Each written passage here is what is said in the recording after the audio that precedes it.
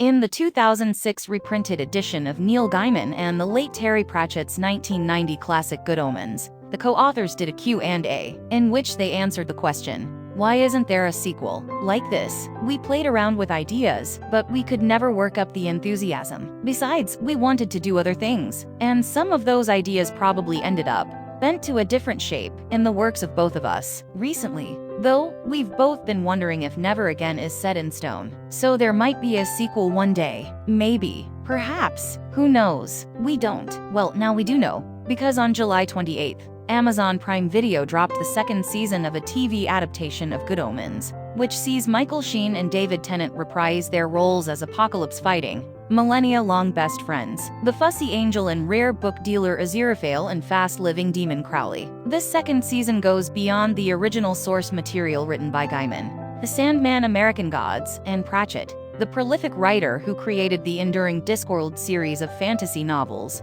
which Gaiman adapted in full to write 2019's first season of Good Omens. At the time, it was intended as a limited series, but the show was renewed for a second season in 2021, which is when Gaiman revealed he had hatched the idea for a sequel with Pratchett before his death in 2015. It's 31 years since Good Omens was published, which means it's 32 years since Terry Pratchett and I lay in our respective beds in a Seattle hotel room at a World Fantasy Convention and plotted the sequel. Gaiman said in Amazon's renewal announcement, I got to use bits of the sequel in Good Omens. That's where our angels came from. Terry's not here any longer, but when he was, we had talked about what we wanted to do with Good Omens and where the story went next. The second season of Good Omens, which was written by Gaiman and John Finmore, goes back further in time than the original did, to the before the beginning period of Crowley and Aziraphale's friendship, while simultaneously showing them thwart yet another disaster of biblical proportions in the present day. Throughout the 6-episode season,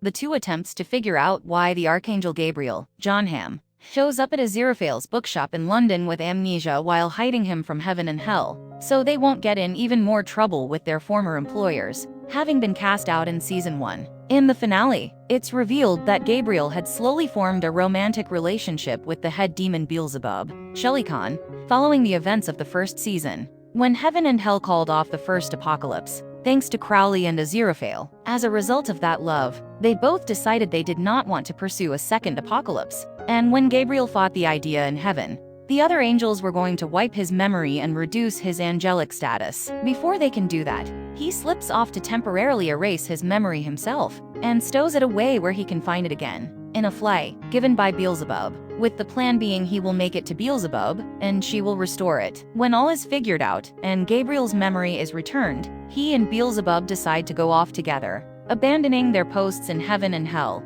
and leaving their subordinates to bicker about who will take over. While Aziraphale is being offered the job by angelic authority the Metatron, Crowley is getting a talking to from Maggie Service, and Nina Sasanya, two nearby shopkeepers who Crowley and Aziraphale have been trying to set up throughout the whole season. After witnessing the whole Gabriel-Beelzebub love story, which was really quite romantic, they tell him to stop ignoring the underlying romantic feelings between himself and Aziraphale, just as Crowley is about to do just that and confess his desire for him and Aziraphale to be in us and go away together. Aziraphale tells him he wants to accept the job running heaven and bring Crowley up, reinstating him as the angel he was long ago, before he was a demon, to join him. Crowley appalled that Aziraphale would want anything to do with heaven anymore, after all the torture they've seen and have been through themselves. At Heaven and Hell's Armageddon-obsessed hands, interrupts to tell Aziraphale how he feels about him. Though Aziraphale is noticeably touched,